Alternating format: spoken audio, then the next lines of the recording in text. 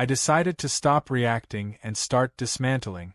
I compiled everything into a single file, every report, every video, every fraudulent notice. Then I sent it to the county's legal department and a few local journalists with one note: for transparency. I didn't accuse her. I didn't name-call. I just dropped truth into circulation. 3 days later, it exploded. The same news outlet that had painted me as the villain ran a new headline: HOA harassment exposed, false complaints, forged notices, and a Lexus in the pond. They had interviewed Tom, neighbors, even Bellamy from code enforcement. The article detailed her pattern of manipulation step by step. The final paragraph quoted an anonymous source saying, "It's like she couldn't stand the idea of not being in charge, so she tried to control gravity itself." Karen didn't appear on camera this time. But her lawyer did, a real one, hired too late. "My client is seeking treatment for stress-related issues," he said. She has no further comment. The footage cut to her empty house, blinds drawn, lawn overgrown. For a moment I felt something close to relief. Not triumph, just quiet. But it didn't last. That same evening, I received a short text from an unknown number. "You think it's over? Look under your porch." My stomach dropped. I grabbed a flashlight and stepped outside. The boards creaked as I crouched, scanning the dirt beneath. There, half buried near the foundation, was a small waterproof camera, the same model I used for my own security. I pulled it out, wiped the mud off, and realized it wasn't mine. Someone had planted it facing my living room window. I called Clay immediately. He arrived with another deputy, photographed everything, and logged it as evidence. "We'll trace the serial number," he said. "If it's registered, we'll know who bought it." I already knew. The brand was identical to the one Karen had used in a Facebook post last year, bragging about her DIY home security setup. Clay's tone was grim. "If she planted this, it's criminal trespass and unlawful surveillance. That's serious." He packed the device into an evidence bag and looked at me. "You might want to stay somewhere else for a few days." But I stayed. Because at that point, it wasn't fear keeping me on my property. It was principle. Karen had turned the neighborhood, the HOA, the county, even the media into weapons. But this was still my land. My fence. My pond. My story. I poured a drink, sat by the dock, and watched the reflection of the porch light ripple on the water. For months, this pond had been the center of every battle: fences, cars, lies, and rumors. It had swallowed her Lexus, exposed her deceit, and somehow remained calm through all of it. That's when I realized the irony. Karen had spent all this time trying to control everything that wasn't hers, and now the only thing she couldn't control was the silence she'd created. The next morning, Clay called. They'd traced the camera's purchase record. It was registered to a company name I recognized from one of the fake notices: Neighborhood Beautification Committee. A dead entity, except one account was still active. Karen's. And in that moment, I understood something chilling. She hadn't planted the camera last week. It had been there for months. It started with the sound of wire snapping. Not the kind of noise you mistake for an animal or a branch. It was deliberate, sharp, and too close to my property line. By the time I stepped out onto the porch, coffee still steaming in my hand, I saw her crouched near my security fence, wearing yoga pants, oversized sunglasses, and that eternal expression of HOA authority. Karen. The new self-appointed neighborhood safety director. The same woman who once demanded I repaint my shed because it didn't match the seasonal palette. And now she was cutting my fence with bolt cutters. I said her name once, calm but loud enough. She froze, half turning like a raccoon caught mid-raid. "Oh, good, you're up," she said, not an ounce of shame in her voice. "You really shouldn't have this electric fence up without HOA approval." I took a sip of coffee, mostly to stop myself from laughing. "It's not electric," I said. "It's reinforced steel mesh. Keeps out coyotes. Not neighbors." She scoffed, as if the idea of wild animals existing within her curated suburban paradise was an insult. "We've received multiple complaints," she continued, tapping her phone. "Children walk here, dogs walk here. This is a liability nightmare." I reminded her, again, that the fence was fully on my property, confirmed by survey stakes and county records. Her smile didn't budge. "Well, we'll see about that," she said, clipping another section before walking off, the scent of her perfume lingering like gasoline. I stared at the ragged hole she'd left, right where the slope curved down toward the pond. By noon, she'd emailed the HOA, the sheriff's office, and apparently the mayor about my illegal barrier. I knew because she CC'd me. Her entire argument hinged on a fictional HOA clause she'd apparently written herself during one of their safety meetings. I ignored it, as any rational adult would, but Karen didn't operate on rationality. To her, being ignored was an act of war. 2 days later, I found fresh tire tracks cutting through the mud behind my fence. Someone had driven onto my property to inspect the damage. I didn't need to check security footage to guess who. Karen's pearl-white Lexus RX had a habit of leaving distinctive tread patterns, courtesy of her oversized all-terrain tires she bragged about needing 4 curbs. I replayed the footage anyway. Sure enough, her SUV nosed through the gap she'd cut, headlights bouncing, as she leaned out the window with a clipboard. The moment she reversed, one rear tire slipped, the edge of the pond giving way slightly. She managed to lurch out, but only barely. That's when I decided to play the long game. I patched the hole, not with new wire, but with reinforced steel posts sunk 2 feet into the ground and lined with camouflaged gravel mat. Legal, invisible, and strong enough to stop a truck. Then I installed a solar-powered motion light facing the pond, bright enough to trigger an ego. Karen didn't like being outmaneuvered. 3 mornings later, she marched up my driveway, HOA badge clipped to her blouse, waving a printout. "You're in violation of Section 14B, unauthorized modifications to perimeter structures," she declared. I asked to see the section. She hesitated, flipped the page, and muttered, "Well, it's pending approval." I pointed out that pending approval wasn't law. She huffed, spun on her heel, and left. That night, I saw her again on camera. Same bolt cutters. Same spot. This time she wore gardening gloves and a headlamp like a burglar in denial. The new posts stopped her progress cold, but she managed to snip a few wires before retreating. Her Lexus idled behind her the whole time, headlights casting long shadows across the slope. The next morning, I found another HOA notice taped to my mailbox. Failure to comply will result in community fines. No signature, just Neighborhood Compliance Committee. A committee that didn't exist last week. I sent the footage of her cutting my fence directly to the county sheriff's office, but I didn't press charges yet. I wanted her to think she was winning. Then came the rain. A full weekend of it, the kind that turned every slope into soup. The ground behind my fence softened into slick clay. I'd already reinforced the edge years ago with drainage stone, but the section Karen kept tampering with was now unstable, her handiwork. Monday morning, I was working from home when I heard the unmistakable hum of her Lexus again. I checked the cameras.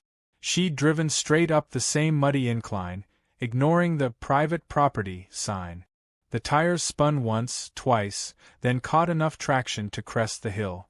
She stepped out, umbrella snapping in the wind, and inspected the fence with a triumphant smirk. Probably planning her next HOA inspection report. That smirk vanished fast. One back tire sank half an inch. She didn't notice. The other followed. Within seconds, the Lexus tilted, sliding sideways toward the pond. I ran outside, shouting, but the mud had already given way. The whole vehicle groaned, wheels spinning helplessly as gravity took over. Karen scrambled, clawing for her door handle, yelling something about liability and negligence as the Lexus rolled, slow motion, into the water. The splash was enormous. Mud sprayed halfway up my boot. For a few surreal seconds, The vehicle bobbed like a stranded whale before the rear end dipped under. Karen waded out shrieking, covered in algae and disbelief. "This is your fault," she screamed, flinging mud. I reminded her she was on my property again, trespassing. "You cut the fence, Karen," I said. "Gravity just followed orders." She called the sheriff, of course. Not just any deputy. The one she thought was her personal enforcer from a previous noise complaint. The man arrived 10 minutes later, saw the footage, and visibly fought the urge to laugh. Karen demanded an arrest, pointing at me as if I'd pushed her Lexus myself. The deputy looked at the soggy car, then at her. "Ma'am," he said, "you do realize this pond is on his property?" She sputtered, wiping rain from her face. "But the fence he installed, he trapped me." He shook his head slowly. "The fence was meant to keep people out. Including you." She threatened lawsuits, property damage claims, emotional distress, the whole suburban apocalypse. The deputy advised her to contact her insurance. When she demanded my arrest anyway, he handed her a business card and drove off. The silence afterward was glorious. Just the sound of raindrops hitting her ruined designer shoes. Over the next few days, the story spread faster than HOA newsletters. Neighbors came by to watch the tow truck haul her half-submerged Lexus from the pond, algae hanging like streamers. Someone filmed it. By evening, it was circulating in the neighborhood group chat with the caption, "HOA Safety Director meets her match." Karen went dark online. The HOA board quietly suspended her position pending review. But I knew this wasn't over. Karen didn't lose, she regrouped. And when she did, she'd come back twice as vindictive, especially after the bill for water damage hit her insurance. I was ready for her, though, because if she wanted to play HOA politics, I had a surprise of my own, one that went far deeper than any fence. The week after Glenn's crash felt like living inside someone else's nightmare. The neighborhood buzzed with rumors that swung between pity and schadenfreude. Some said he'd tried to end things, others whispered he'd finally snapped from Karen's constant pressure. The sheriff's office called it a mechanical failure and closed the file, but nobody in Lakewood Gardens really believed that. What everyone agreed on was simple: the Blackwell's perfect facade was gone. Karen vanished again, her house dark, mail piling up. I assumed she was hiding out somewhere to let the scandal die down. Then, on the 5th night, she reappeared, not in person but on the evening news. A local station aired a segment titled, "Homeowner Faces HOA Harassment Allegations." The video opened with a slow pan of my property, my fence, my pond, even my security lights, overlaid with Karen's voice claiming she'd been subjected to ongoing intimidation and privacy violations. The camera cut to her sitting primly in her living room, dressed in white like a martyr. "He installed cameras facing my home," she said. "He's created a hostile environment. I just want peace." I stood frozen in front of the TV. Not one of her statements was true. My cameras faced inward, and she knew it. But the real gut punch came when the reporter mentioned that the county was re-examining prior code enforcement complaints. She'd managed to spin her downfall into a victim narrative again. By morning, I was the villain in a small-town drama. The HOA chat thread exploded with cautious half-sympathy. "It's best to de-escalate," one member wrote. Another said, "Maybe you should take down your cameras for community harmony." Tom, the HOA president, called me directly. "I know it's nonsense," he said. "But the optics are bad. People are nervous." I laughed bitterly. "Optics? The only thing that needs inspection around here is her sanity." He sighed. "Just stay calm. We'll handle it quietly." That advice aged about 10 minutes. By noon, reporters parked outside my property, cameras aimed at my gate. They weren't aggressive, just curious. One asked through the fence, "Do you have a statement about the ongoing dispute?" I gave them the same line I'd practiced in my head. No comment. "Everything's documented and with the sheriff." They left after a few hours, bored. But Karen wasn't done yet. That night, I got an email from an unfamiliar address, karenjusticeinitiative@protonmail.com. The subject line read, "Your reckoning." The body was simple: "You can't hide behind your cameras forever. The community sees you." Attached were stills of me working in my yard, taken from what looked like a telephoto lens across the street. The photos weren't threatening, but the message was clear: someone was watching me now. I sent the images straight to Deputy Clay, who traced the metadata. "They were taken on her street," he said. "Could be her, could be someone helping her." I wasn't surprised. When control slips, people like Karen turn every ounce of fear into paranoia and project it outward. What did surprise me was what came next. 2 days later, I received a letter from the county attorney's office, this time legitimate. Notice of civil mediation, alleged harassment between adjacent residents. Karen had filed for mediation, claiming my persistent recording and targeted public defamation violated her right to privacy. It wasn't criminal, but it was official enough to force a meeting. I showed up at the county building armed with evidence: videos, timestamps, HOA correspondence. Karen arrived late, dressed sharply again, wearing sunglasses indoors like a celebrity avoiding paparazzi. She refused to look at me, addressing everything to the mediator as if speaking to a judge. "This man has targeted me for months," she said, sliding a folder across the table. Inside were printouts of the meme videos, screenshots from the Facebook group, and a photo of her Lexus in the pond. "He's turned my trauma into entertainment." The mediator glanced at me, half apologetic. "Do you have a response?" I handed him my binder. "Here's every documented incident, including her cutting my fence, trespassing, fake notices, impersonating legal counsel, vandalism, and the incident with her husband's car." Karen scoffed. "That's irrelevant." The mediator skimmed for a few minutes, then exhaled. "Mrs. Blackwell," he said gently, "you might want to withdraw this complaint. It will not go in your favor." Her composure cracked. "You're all against me," she snapped. "He's manipulating the narrative, even the sheriff's office protects him." She grabbed her papers and stormed out before the session ended. The mediator closed the file. "You'll get written confirmation within the week," he said. "But off the record? She's unraveling." I thought that would be the end, but I should have remembered who I was dealing with. That night, my cameras caught something new.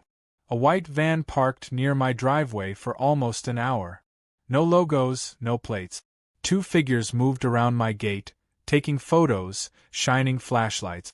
I called it in, but by the time the deputy arrived, they were gone. The only thing left behind was a printed sign taped to my fence: "Community accountability is coming." By morning, that same phrase had appeared on social media, painted on sidewalks, even spray-painted on the community park sign. Someone had started a campaign. The accounts posting it were all new, with names like Truth in Lakewood and Justice for Karen. Their posts twisted every event into a conspiracy. I was supposedly a former developer hiding illegal runoff, a disgraced contractor blackmailing the HOA, even a government informant. It would have been funny if it weren't so calculated. Then the real blow landed.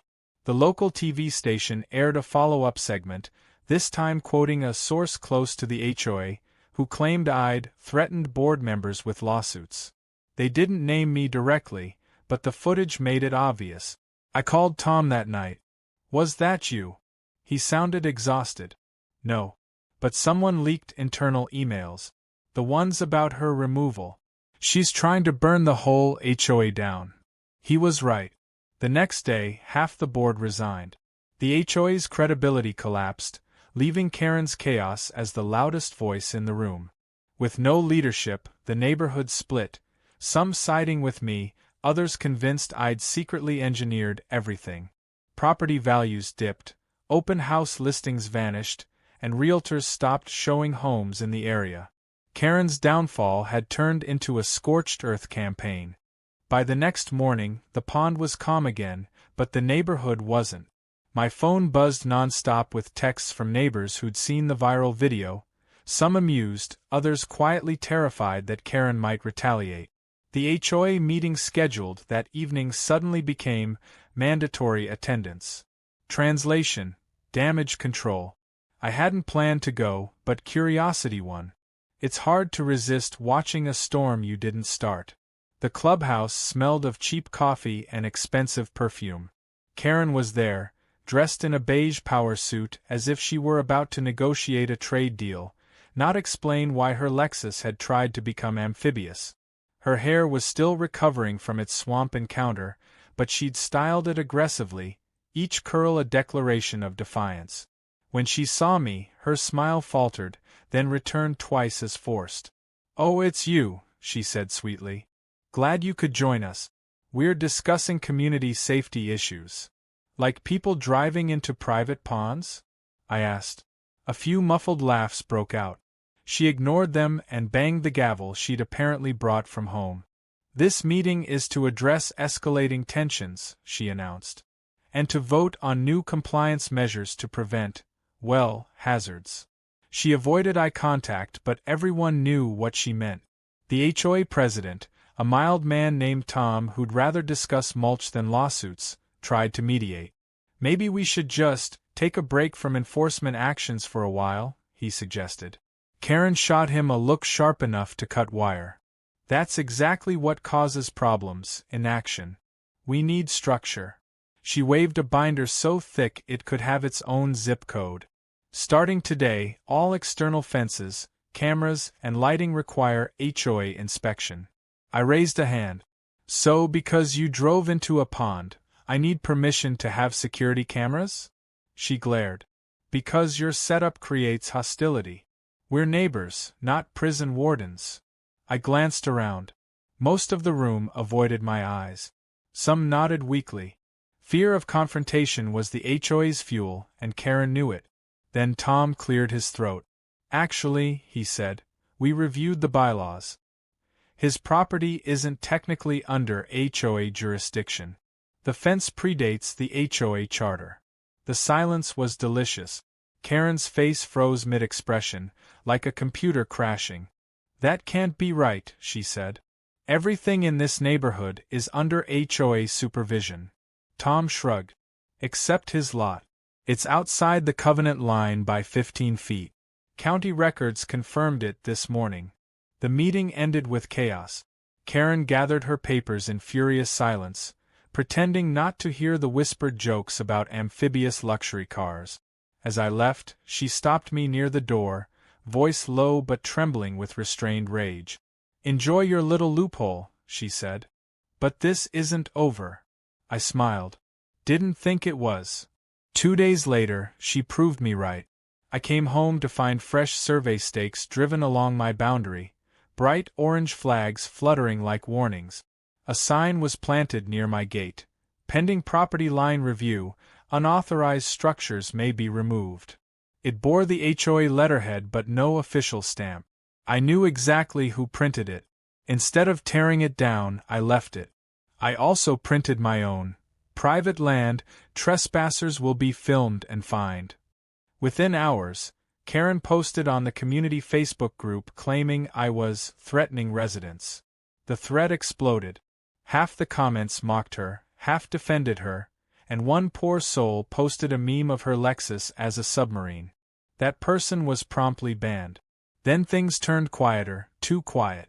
For nearly a week, Karen didn't confront me directly. No emails, no calls, no note. I should have known that silence wasn't peace. It was planning. The storm came in the form of a city inspector.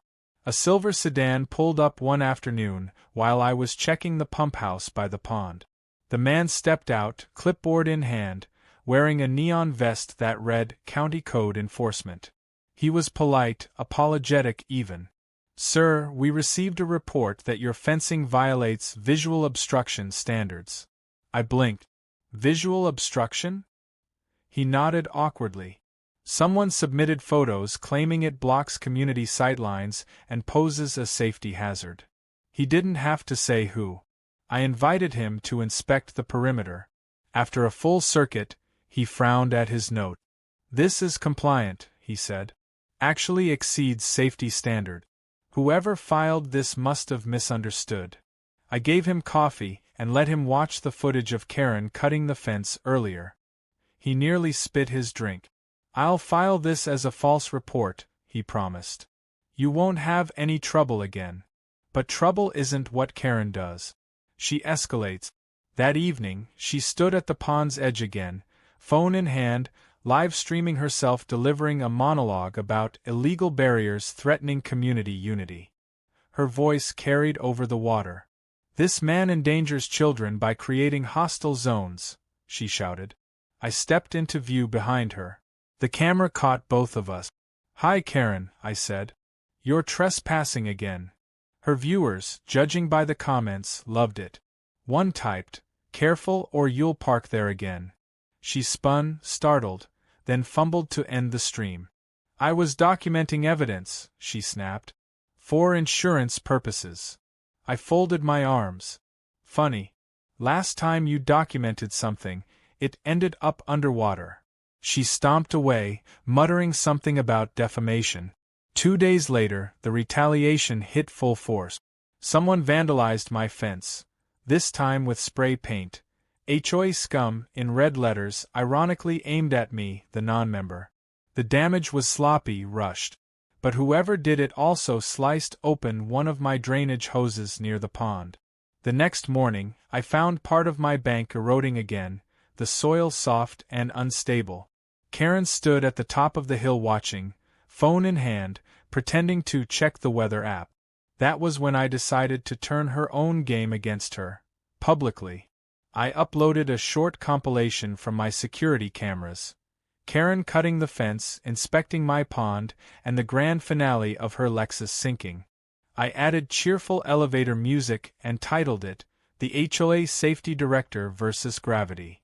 Within 24 hours, it spread through local Facebook groups and even got picked up by a meme page. The caption, Nature enforces property law. By the third day, HOA headquarters was in chaos. Tom called me personally, embarrassed. We had an emergency session, he said. She's been removed as safety director pending review. I thanked him, but he sounded uneasy. Just be careful, he added. She's threatening to file civil action. I laughed. She already filed physics against herself. He didn't laugh back. That night, I caught motion on my cameras again. Not Karen, a man this time. Stocky, middle-aged, wearing gloves and a reflective vest like a city worker. He pried open the side gate and started tampering with the lock on my shed. I hit the spotlight and shouted through the speaker. He bolted. When I checked the footage, his car was familiar. Same Lexus model, different color. Her husband's. I forwarded everything to the sheriff. By morning, Karen was on my porch with 2 police officers, crocodile tears in her eyes. He's harassing my family, she wailed. Posting private videos, making threats. I stood silent as the officers asked for evidence. She held up screenshots of the meme post. One officer asked, "Ma'am, did he tag you?" She stammered. "Well, no, but everyone knows it's me." He sighed. "That's not illegal, ma'am." Her tone changed instantly, from victim to fury. "This man is toxic. He's destabilizing the neighborhood," she yelled. The officer looked at her calmly. "Ma'am, he's the property owner. You've been warned multiple times about trespassing." The silence that followed was thicker than mud. She turned red, muttered something about conspiracies, and stormed off. That was when I noticed her husband's car parked down the street, engine running, lights off. He looked furious, knuckles white on the wheel. It occurred to me that she wasn't just losing control of the neighborhood, she was losing control at home too. And desperate people do stupid things. I reinforced my fence again that night, but I didn't realize until later that the real danger wasn't outside it anymore. Because while I was fortifying the perimeter, Karen had found a new way in, through paperwork, not wire cutters. The weight of resignation in every word. For a week, Karen vanished. No cars, no lights, blinds drawn tight. Rumors spread fast. Some said Glenn had filed for separation, others that she'd gone to stay with her sister. The neighborhood's tension deflated overnight. Kids played outside again, dog walkers returned to their routines, and for the first time in months, the HOA chat group was quiet. Then Friday arrived, and peace ended with a thud. Literally. A heavy truck idled in front of my gate just after dawn. I stepped outside to see a man unloading a large metal dumpster. "Delivery for property cleanup," he said, glancing at his clipboard. "Order placed by Karen Blackwell." I laughed. "She doesn't live here." He frowned. "You're not Mr. Blackwell?" I shook my head. "Far from it." He called his office, confusion growing, then handed me the paperwork. The delivery request was fraudulent. My address, her name, prepaid. As the truck pulled away, I noticed what the dumpster had blocked: my access road. On cue, 2 more delivery trucks appeared, one carrying gravel, the other concrete mix. All billed to my address. The pieces clicked together instantly. Karen's final revenge wasn't through law, it was through logistics. She'd ordered random deliveries to bury me in inconvenience, probably using fake HOA authorizations. I called the sheriff. When Deputy Clay arrived, he took one look at the mess and whistled. "She's really lost it," he said. "We'll track the payments. If they trace back to her, it's fraud." He was halfway through writing the report when his radio crackled. A dispatcher's voice cut through. "Units respond to 124 Lakeview Drive, possible vehicle submerged, occupant inside." Clay and I locked eyes. Lakeview Drive was Karen's address. He bolted for his cruiser. I followed in my truck, headlights slicing through the early morning fog. When we reached the pond near her house, smaller than mine, decorative and shallow, emergency lights already reflected off the water. Her Lexus wasn't there this time. It was Glenn's sedan, nose down, tail sticking out like a punctuation mark on the chaos she'd created. They pulled him out alive, coughing, shaken. No alcohol, no injuries, just exhaustion. "Brake failure," he mumbled. But as they loaded him into the ambulance, I caught a glimpse of Karen standing on her porch, robe clutched tight, eyes wide and hollow. She hadn't called the tow truck. She hadn't moved. She just stared at the wreck, lips trembling. That morning, for the first time, she didn't look like an antagonist. She looked like someone whose empire had finally collapsed under its own weight. But I knew better than to declare victory. Because people like Karen don't break, they rebuild. And that night, as the tow truck cleared Glenn's car, I noticed a new sign posted on her lawn. "Property under legal review, access restricted." Same font, same laminate as every fake notice she'd ever made. Only this one wasn't aimed at me. It was aimed at herself. Paperwork has always been Karen's weapon of choice.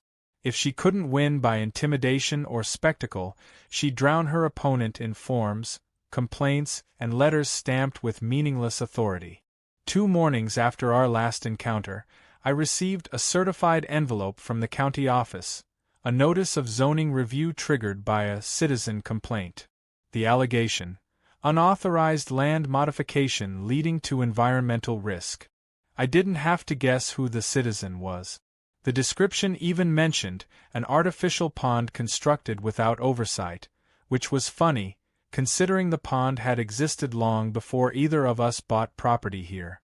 Still, bureaucracy moves like molasses but crushes like concrete. I called the county office, expecting a clerk with no idea what I was talking about. Instead, I got a weary-sounding inspector named Bellamy. "Ah, yes," he said, scrolling through something on his screen.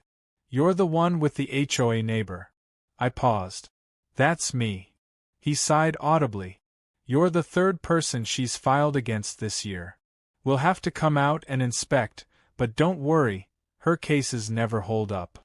2 days later, he arrived with a small drone and a polite smile. He walked the property, took photos, and eventually chuckled. "This pond's been here since the 60s, he said, pointing to aerial imagery. "She really doesn't quit, does she?" I offered him a beer and a chair by the dock. He declined the beer but accepted the chair. Just so you know, he said, people like her usually stop when they realize the county keeps records of their complaints. Every one of these gets logged under her name. I grinned.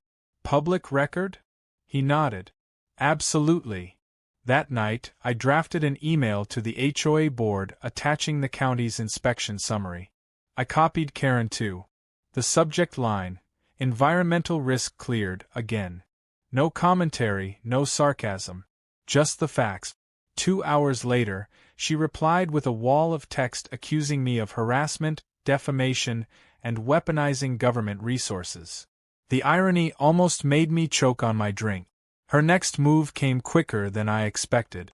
The following weekend, I noticed a group of people pacing along the property line, clipboards, vests, and a few wearing HOA badges.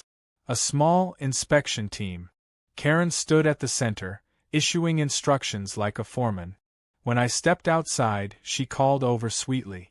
"We're documenting potential encroachment," she said. "Some residents are concerned your fence may be extending onto community green space." I gestured at the old survey markers still visible in the dirt. "Those are county verified." She smiled too widely. "Oh, we're verifying your verification." It took everything not to laugh. I let them finish, recording from my porch the entire time. When they left, I uploaded the footage to the same meme page that had covered her pond incident. The caption read, "Local HOA reenacts Lewis and Clark expedition to locate non-existent fence." It went mildly viral again. By evening, someone edited it to include dramatic expedition music. By Monday, Karen's fury had evolved into something more sophisticated. I found another letter in my mailbox, this time from her attorney. The language was classic intimidation. Cease and desist any defamatory or harassing behavior, including online publication of videos or statements damaging to my client's reputation. I'd been expecting this. What I hadn't expected was how sloppily it was written. The letter was unsigned, the firm's header misspelled, and the address listed belonged to a strip mall 2 towns over. I called the number, a vape shop answered. I sent the law firm an email anyway, copying the real HOA lawyer on record. "Kindly verify the legitimacy of this correspondence," I wrote. Within hours, the real lawyer responded, baffled. "We have not sent any communication of this nature. Please forward a copy to us for our records." The next day, I learned through Tom that Karen had attempted to draft the letter herself, using an old HOA template. She even tried to pass it off at their board meeting before being told impersonating legal counsel was a serious violation. That should have ended it. But Karen wasn't built to quit. She pivoted again, this time toward public humiliation. Flyers began appearing in mailboxes around the neighborhood. Grainy photos of my property at night, with captions like, "Security-obsessed neighbor threatens community safety." She'd even used a photo of the fence lit by the motion light, implying it was some kind of hostile perimeter. One flyer ended with, "Report suspicious activity to your HOA." I didn't tear them down. I framed one and hung it in my garage. Then I filed an official harassment complaint with the sheriff, attaching the flyers, the fake legal notice, and every recorded trespass incident. Deputy Clay, the same one who'd handled the Lexus situation, came by personally. "She's escalating again," he said, scanning the evidence. "You want to press charges this time?" I hesitated. "Not yet. Let her dig the hole." A few nights later, I caught movement on my cameras again. Karen stood by the pond with a flashlight, pacing the shore like a general surveying a battlefield. I watched from the darkened window as she crouched and dropped something into the water, small, metallic, maybe a tool or sensor. I stepped outside quietly. "Lose something?" I called. She jumped, nearly slipping. I was checking for contamination," she blurted. "Your drainage is leaking chemicals." I raised an eyebrow. "You're testing it with your manicure kit?" She stormed off without answering, slipping in the mud and muttering obscenities all the way up the hill. The next day, the twist I'd been waiting for arrived, in her own handwriting. Apparently, her little inspection team had trespassed so far onto my property that they damaged one of my irrigation lines. My cameras caught everything. I compiled the footage, filed a property damage report, and this time I did press charges. Not just against her, but against any unknown accomplices acting under her direction. The sheriff's office didn't take it lightly. When they visited her house, she tried to frame it as community maintenance. But when they asked for HOA authorization, none existed. Tom confirmed that the HOA had not approved or even known about her inspections. That meant personal liability. Within 48 hours, Karen was officially cited for trespassing and property damage. Small fines, nothing dramatic, but it hit her where it hurt: credibility. HOAR. When I saw both their names on the complaint, I almost admired the audacity. Karen had finally recruited her husband, Glenn, the quiet, graying man I'd only ever seen mowing their lawn in long sleeves no matter the heat. He was the kind of man who avoided confrontation by nodding through it. For him to sign his name on her vendetta meant she'd either broken him down or convinced him that her crusade was noble. Either way, the papers were real. A full county environmental review had been scheduled. The inspector assigned wasn't Bellamy this time, but a stern woman named Alvarez. She called ahead, courteous but firm, clearly already brief. "We'll be on site Wednesday morning," she said. "It's a formal evaluation, including soil and runoff testing." When I asked if this was about the same pond Karen's car had baptized, she sighed. "I can't discuss details, but yes, that's the property in question." Wednesday came, and so did the caravan. 2 county vehicles, a small lab truck, and Karen standing at the edge of her driveway, wearing a sun hat like she was hosting a press event. Glenn hovered beside her, visibly uncomfortable, holding a folder. She waved cheerfully as if we were old friends. "Good morning," she called. "Hope you've cleaned up your little environmental disaster." I leaned against my porch rail. "Careful, Karen," I said. "That same mud swallowed your Lexus once already." Alvarez and her team were professionals, efficient, measured, ignoring the drama. They took water samples, tested the soil, and examined drainage paths.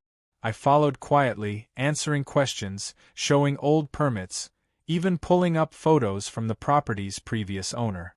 Karen trailed behind the group like an unwanted tour guide, pointing out evidence of contamination: algae, a rusted pipe, a patch of dying grass.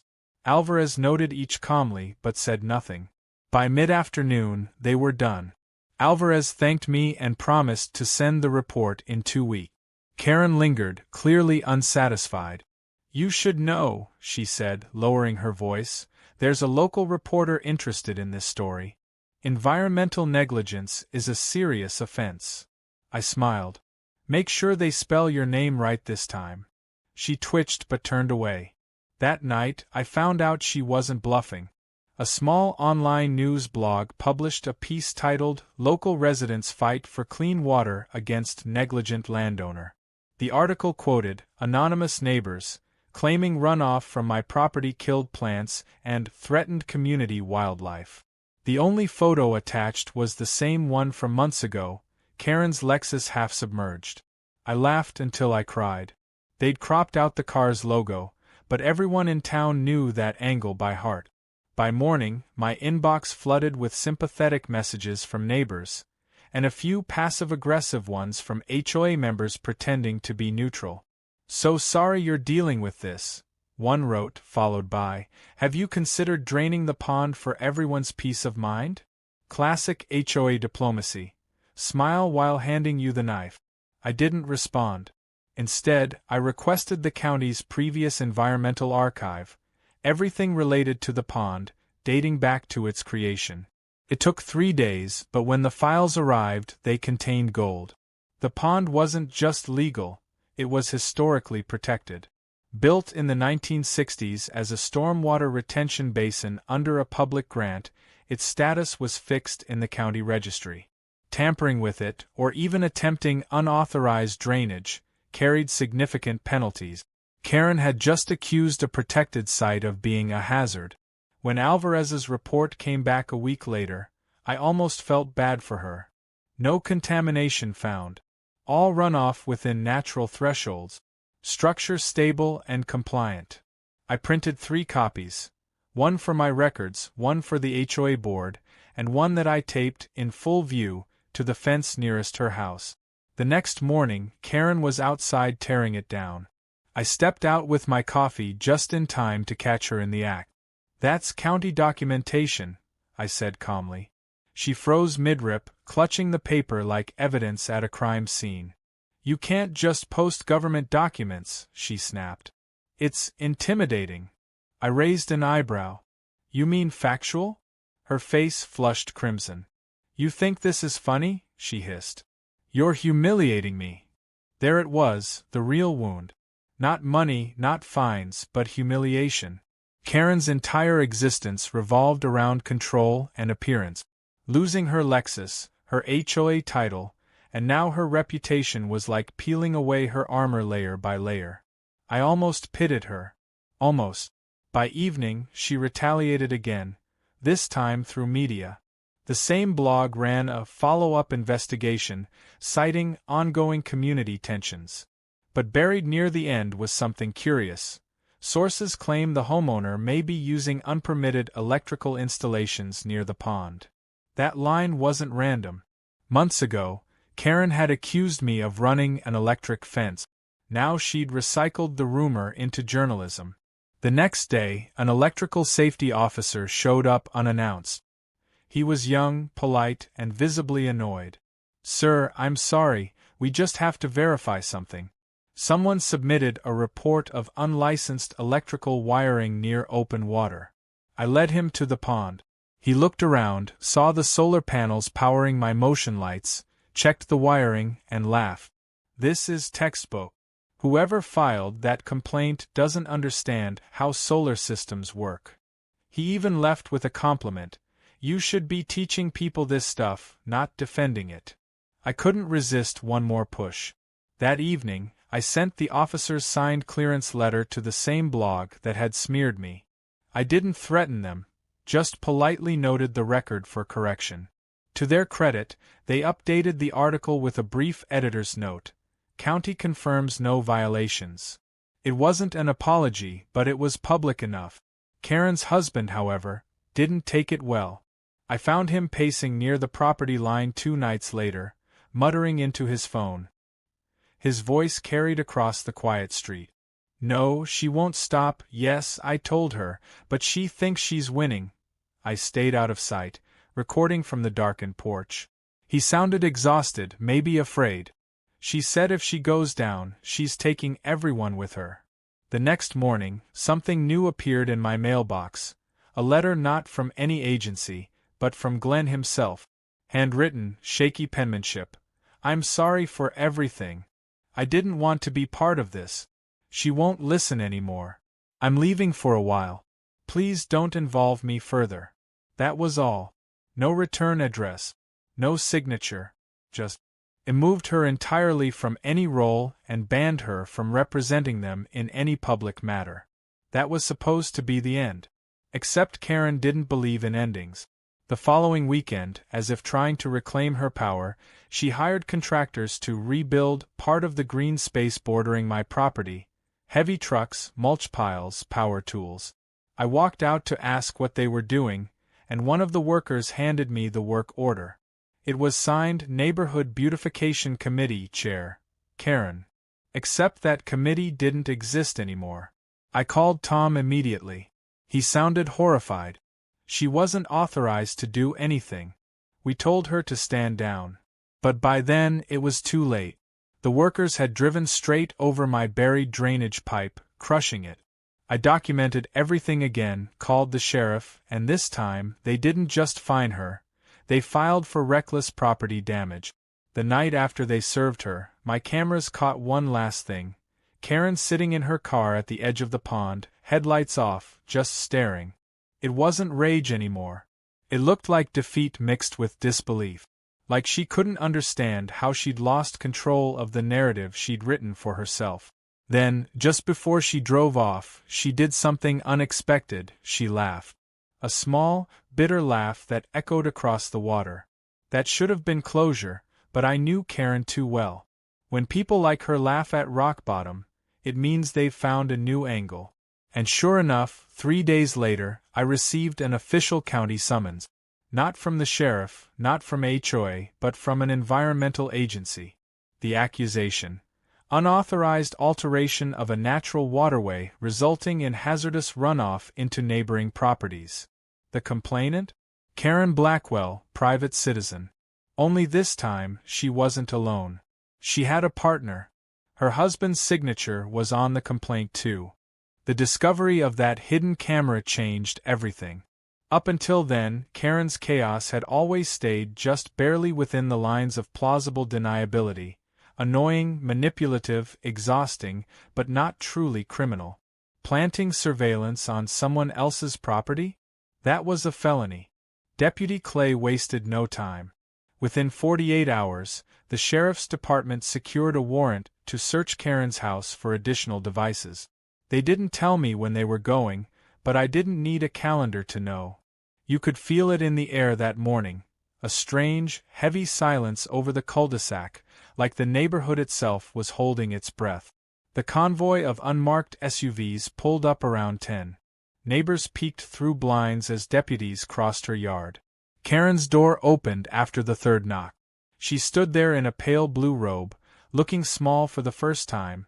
No makeup, no sunglasses, no clipboard. She didn't fight, didn't argue, just stepped aside. The search took 2 hours. When they carried out the boxes, she tried to smile at the cameras across the street, reporters who'd gathered like vultures. But her smile twitched and faltered halfway through, collapsing into the blank stare of someone finally realizing the story had slipped out of her hands. Later that afternoon, Clay called me. "We found more," he said quietly. 3 cameras total. 2 in her attic, 1 mounted inside a birdhouse aimed directly at your porch. All active. He hesitated. "She's claiming she installed them months ago for community safety. But the timestamps prove otherwise." There was a pause. "We're forwarding it to the DA." I didn't say anything for a long time. Part of me wanted to cheer, but another part just felt tired. This war had started over a fence. A stupid, harmless fence to keep coyotes out. And now it had spiraled into police raids, lawsuits, and national embarrassment. By evening, it was already all over the internet again. Someone leaked the bodycam footage from the search. The clip of Karen standing in her doorway, robe flapping in the wind, became the new meme of the week. HOA Karen's final inspection. The comments were brutal, everything from "she should have stuck to yoga" to "that pond's getting crowded." I didn't share or comment. Watching someone implode publicly isn't satisfying when you've lived it up close. It's just noise. The next day, Tom from the HOA stopped by. He looked 10 years older. "The board's dissolving," he said, almost apologetically. "Half the members resigned after the news. The rest want to reorganize under new bylaws. No enforcement authority, no fines, no committees." He sighed. "Honestly, maybe it's for the best." I nodded. "Maybe the neighborhood can finally breathe." He hesitated at the door. "For what it's worth," he said, "you handled this better than most would have. You never stooped to her level."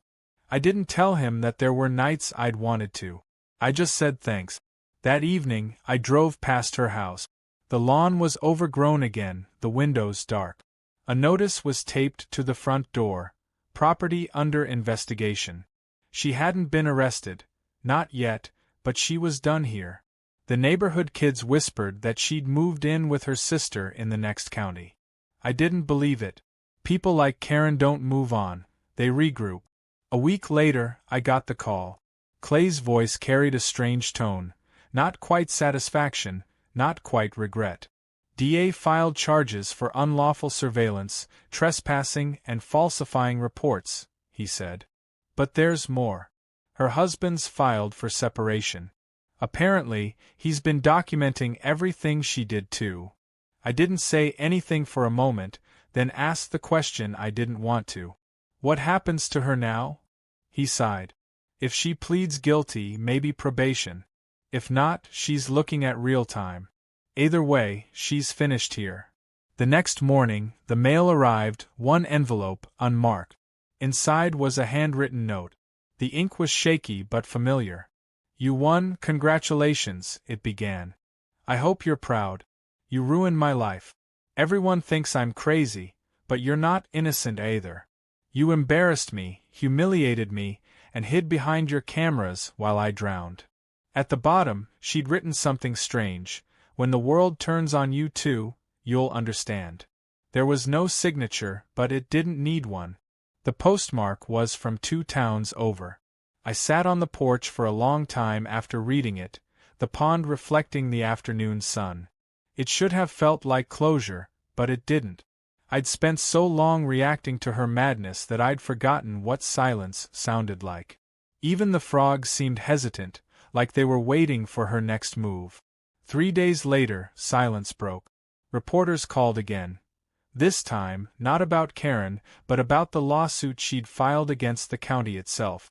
Apparently, she was suing for defamation, emotional distress, and improper seizure of property. Her lawyer argued that she was a victim of systemic bias against HOA officials. The news ran with it for a few days. She even appeared via video call on a local talk show, claiming she was rebuilding her life and starting a community accountability nonprofit. It was pure performance. But behind the facade I saw something else, a tremor, a flicker of bitterness she couldn't hide. She hadn't learned. She'd just found a new audience. I thought about ignoring it, letting the storm pass. But then Clay called again. You should see this, he said, sending over a copy of a court document. Buried in the fine print of her new lawsuit was an exhibit, a photo of my property, my fence, my pond. She was still using my land as her symbol of oppression. That's when I realized it wasn't about winning or losing anymore. It was about control. She couldn't stand that something in her world existed outside her authority. So I took control back, once and for all. I sold the footage rights, every clip, every camera angle from the beginning, to a documentary team producing a piece on HOA abuse. The series was called Neighborhood Wars, and my story was the pilot episode. I didn't want fame or money, I wanted the record straight. When it aired, it hit harder than anyone expected. The segment didn't just tell my side, it told the truth. Her fake notices, her fence cutting, her pond meltdown, her husband's resignation letter, all of it, documented and verifiable. The public turned. The nonprofit she'd tried to start collapsed. Overnight. Donations refunded, website deleted, accounts gone. Her lawyer withdrew from the case. The county dismissed her suit as frivolous. And for the first time, Karen Blackwell disappeared from public record completely. No new addresses, no statements, no sightings. Just gone. Months passed. The HOA officially dissolved, replaced by a voluntary neighborhood council. The new board was 3 retirees and a teenager who managed the community website. No fines, no citations, no committees. Just neighbors again. The pond healed too, clearer water, new reeds, and the occasional heron gliding across at dusk. Life was quiet, finally. One evening near the end of summer, I was sitting by the dock when headlights flickered on the distant road. A car idled for a moment, then turned off. For a heartbeat, I thought it was her, back to haunt the place that had swallowed her pride. But the car never moved closer. Eventually, it drove away, taillights fading into the trees. Maybe it was nothing. Or maybe she just wanted one last look. As the night settled in, I glanced at the old section of fence where everything began. The steel posts still stood firm, wire gleaming faintly under the porch light. It wasn't just a boundary anymore. It was a monument, to patience, to restraint, to the idea that sometimes the best revenge isn't retaliation. It's endurance. People still talk about Karen sometimes, especially new residents who move in and hear the stories. They point to the pond, laugh about the Lexus, whisper about the cameras. But I don't add to it. I just smile and say, that pond's peaceful now. It's earned its quiet. Because in the end, she built her own cage, one made of rules, pride, and fear. And I just built a fence.